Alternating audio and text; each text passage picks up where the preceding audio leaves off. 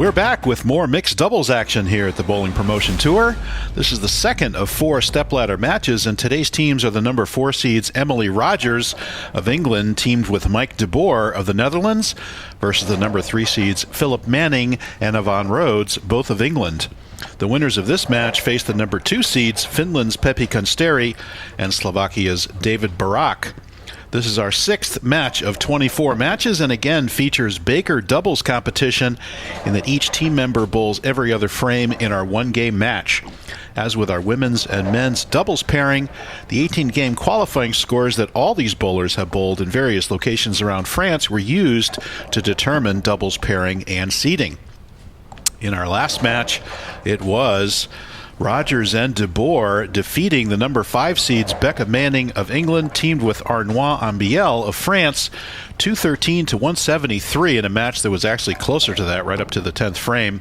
And our leading qualifiers are Finland's Elisa Hiltunen and France's Kenny Bio, and they will be in the 4th stepladder match for these mixed doubles. And here are our competitors getting ready to go. It looks like it will be Manning and Rhodes on the left lane, and indeed this left lane has produced most of our winners so far in these matches.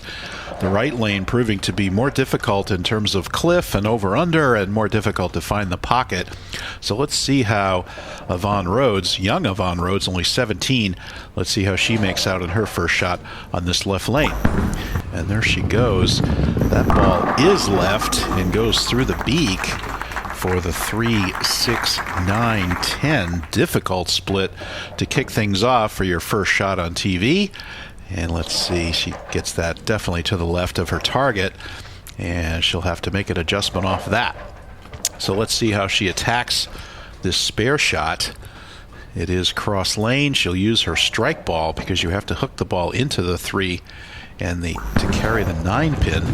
And she does convert. Good shot there by Avan Rhodes. We are back with our 2024-2025 season of the Bowling Promotion Tour. Another series of 24 exciting matches for you, including doubles, team, women's, and masters singles competition featuring bowlers from 8 different countries. Here is Emily Rogers starting things off on the right lane, and of course the teams stay on their respective lanes throughout the entire game.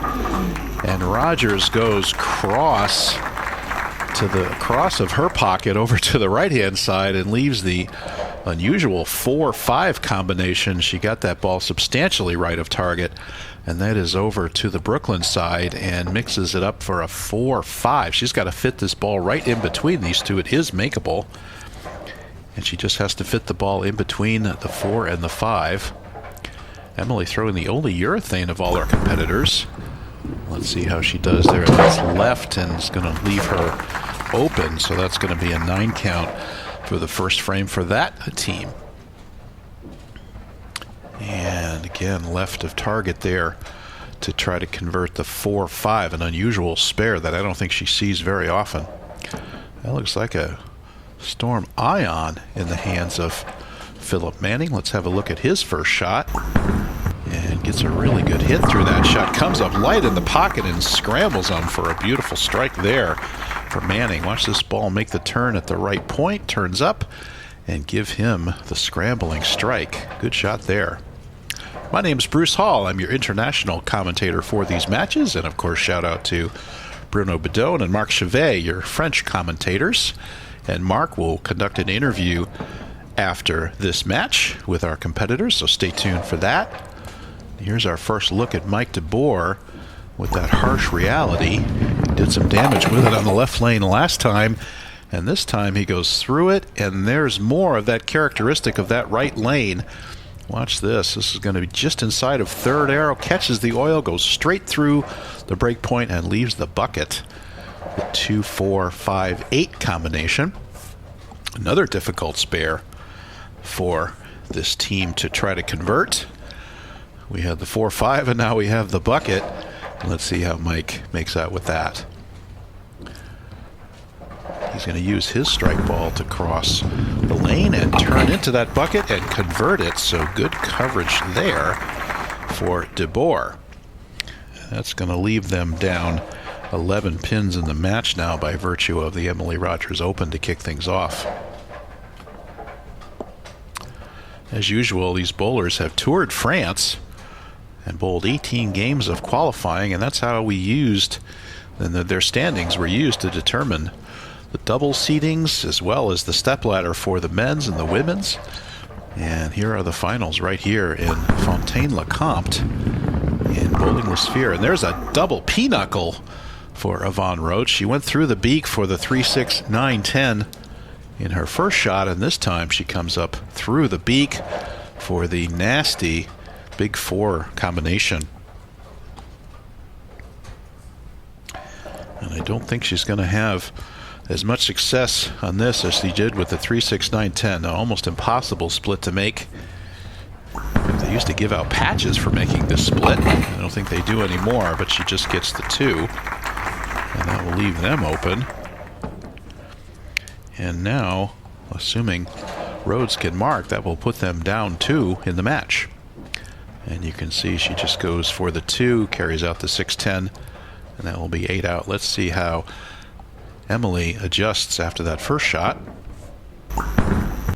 That's definitely more online, but still through the beak for the 2-4-7 combination. Again, she'll need to go cross lane to convert this. Just a little bit high in the pocket.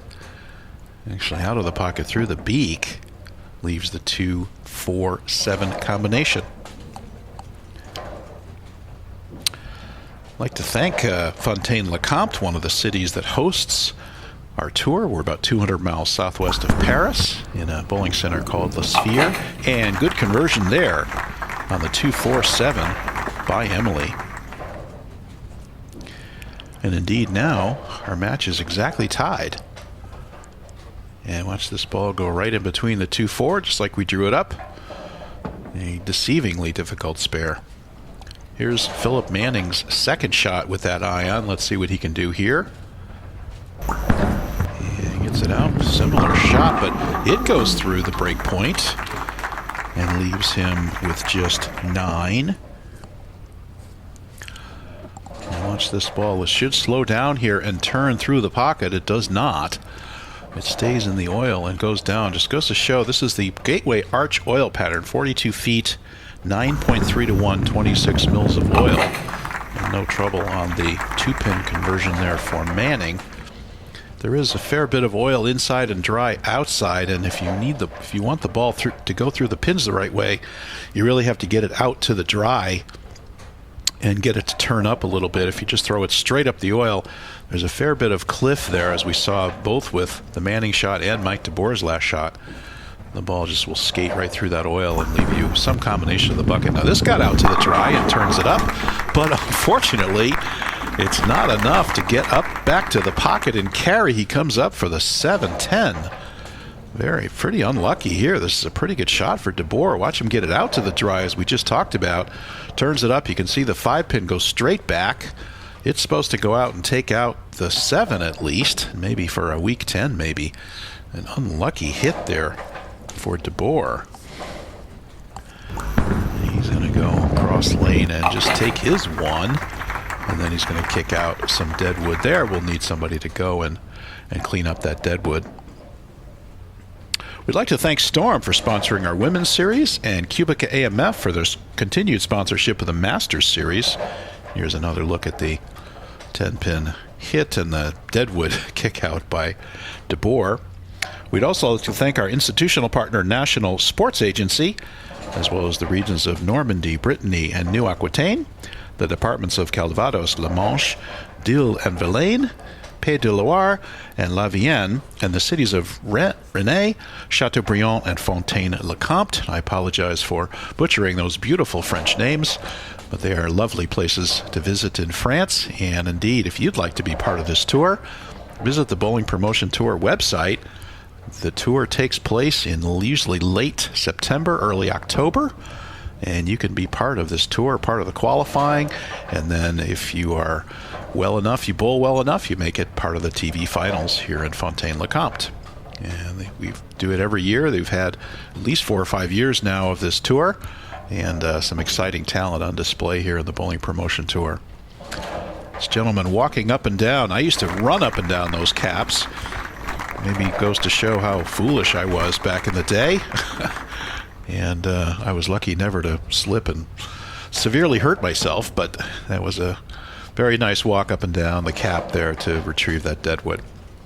Okay, let's get back to our match here. And here is Rhodes. Again, they're now up 13 in the match due to the unlucky 7-10 by Mike DeBoer. And let's see if Avan can find the range here. Young Avan, just 17. And there's a good shot. Gets it out light, and again, she moves left, gets it down that oil. It skids through the break point and does not quite make the turn up to the pocket to give her the 8 count. So that's too high and 1 light for Avan. Very frustrating start to the match for Avan. She's trying to get dialed in here. And like many of these great players, you can see sometimes people have trouble at the beginning of matches and then they put strikes together at the end, and we'll see what happens here in this match. And Avan, unfortunately got that in along the oil, and that is going to get only 1. She's only going to get the back one. She needed this ball to hook through that oil. She's right in the middle of the gateway arch, puddle in the middle of, as we'll call it. It goes skids down the lane and turns late to take out just the 8-pin. Okay, let's see if Avan can, Emily can dial it in here, and she is now a little bit light. Again, both teams struggling to find the pocket here. We've had just 1 strike and really just 1 ball in the pocket so far out of 10. Actually, we should say 2, because the other one in the pocket was that 7-10 by Mike DeBoer. So both teams struggling to find the range here. Let's see how we do later in the match. There is the 3-5-6 combination for Emily Rogers. Emily also just 17. So seeing some fine young talent here on the bowling promotion tour. And Emily going cross lane. Can't quite get the tip on the 6-pin, and that's going to leave her open. And she's going to come up late. Watch this ball trying to turn, but that's a purple hammer. You're not going to see a lot of snap in the back end with that ball, so it goes pretty much straight through it. She tips the 6-pin and cannot strike. And there's another light hit by Philip Manning. Boy, he threw a beautiful shot in the first frame, and the last 2 have gone right through the break point. Let's watch this go right through it. He catches that oil, supposed to slow down. He does get a tip on the 2-pin to leave just the 4. But again, Philip is trying to figure out what he has to do to get the ball to turn up the right way through the pocket. Now he's going to go cross lane for that 4-pin and make it to the left of the 4-pin, but he does convert. I think he was a little nervous about this one, but he does convert it without any trouble. Now Mike DeBoer with that very frustrating 7-10 on the last shot. Let's see what he does here. And gets it out to the dry, turns it up. There's a perfect shot for DeBoer. You got to use some of that dry to the right of the pattern. In other words, get the ball out to the 5, 6, 7. Let's see where this ball makes it to. You can see it. You can see the angle through the pins perfect there. And that's 10 back for Mike DeBoer. And now Avan has gone high, gone light. Let's see if she can find the range here.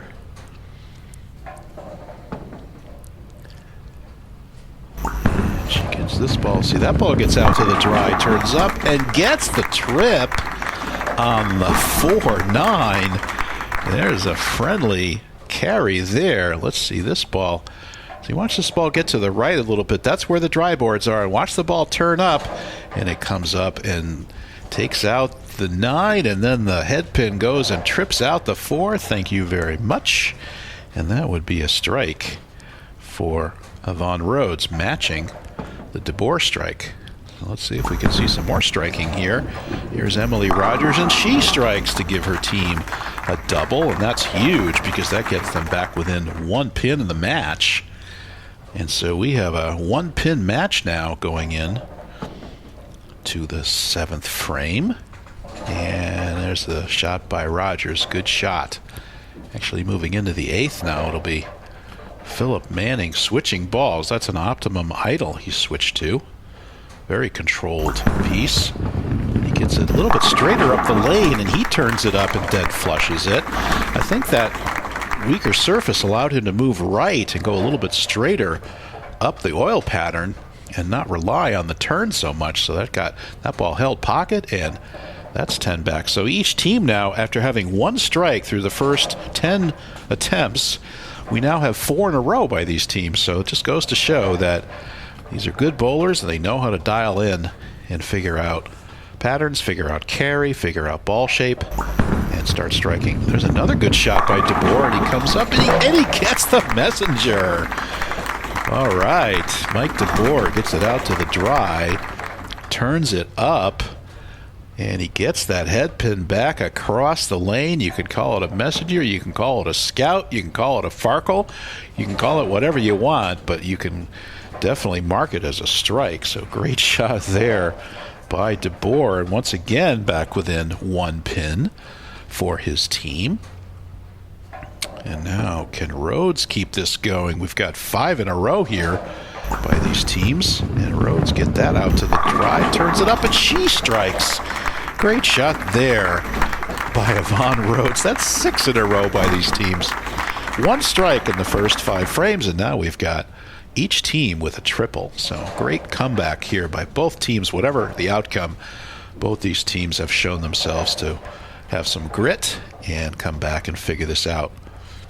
So now here is Emily Rogers in her final shot of the match. And let's see what she can do. Can she keep the strike train going here? Comes up into the pocket. Oh, but hits pretty weakly. And a little bit light in the pocket. Doesn't have a lot of strong work. That ball's not going to work its way through the pocket all that well. That purple hammer, and she's like, wow, I'm really glad I didn't leave the 7-9 there. She did get the 7 out to leave just the 9 pin. And now she's going to go cross lane and convert the 9 pin, no problem. Let's do some math here. So we have 213 available for the Rhodes and Manning team, and we have 191 available for the Rogers and De Boer team. And let's see if Philip Manning in the 10th here can basically put this away. 191 is a score to beat. And if he gets this, he'll be in the 190s. And does. Perfect shots. Beautiful shot there by Philip Manning. That puts them in the 2-0s. Good stuff. And he goes 10 back. He went to that optimum idle. He moved right, went straighter up the lane, and absolutely has flushed his last 2, combined with 2 strikes from Avan Rhodes. That's 4 in a row.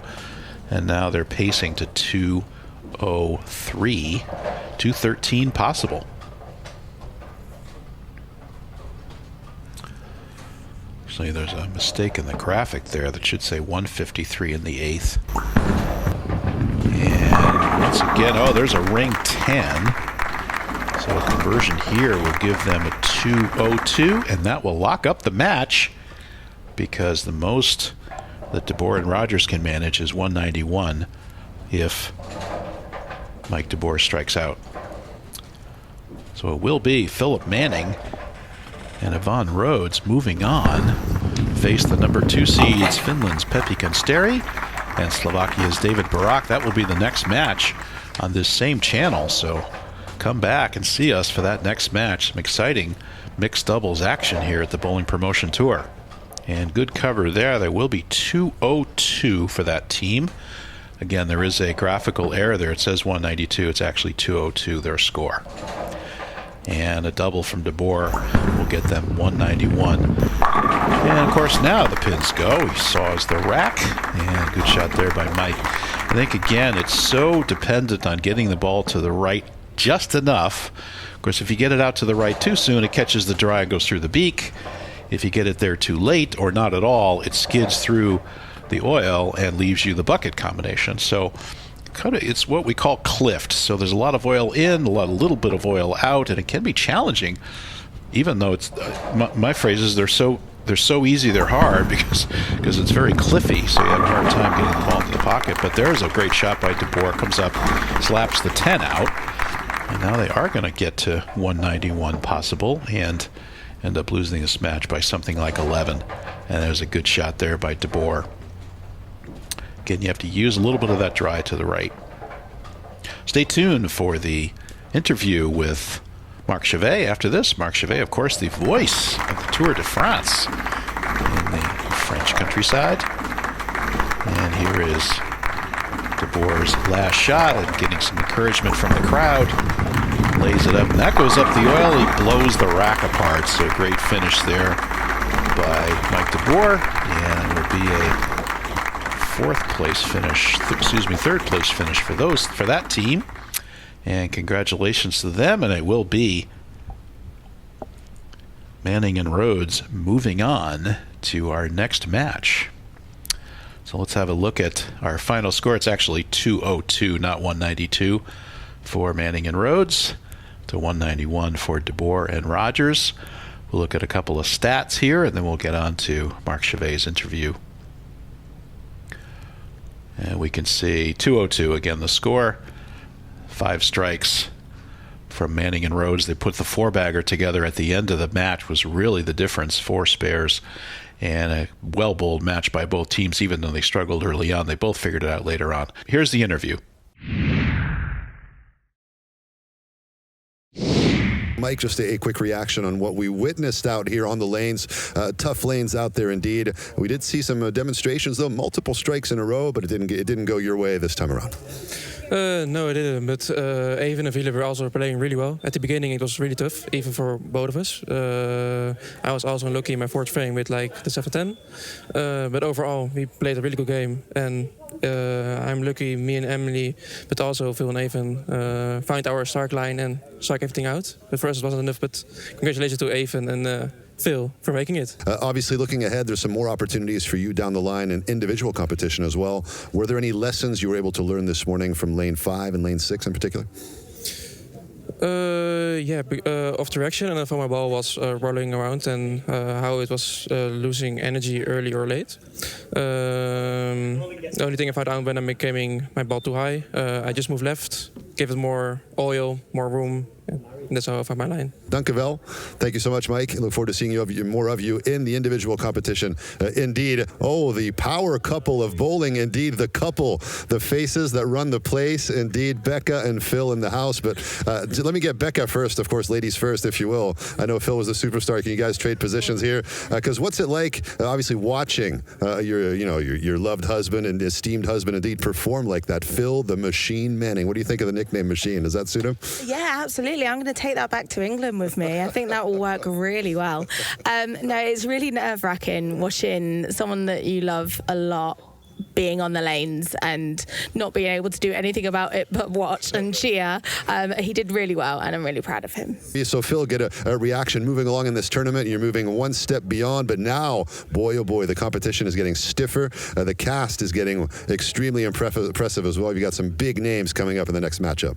Yeah, it's only going to get tougher the further the ladder you climb. I know I've been with these guys all week, and I know exactly that they can perform under pressure just like we can. Just got to stay in the moment, make sure my partner carry the weight of the world for the both of us, because I can do that for us. Let her perform, and if she turns up, we've got all the chance in the world to do this.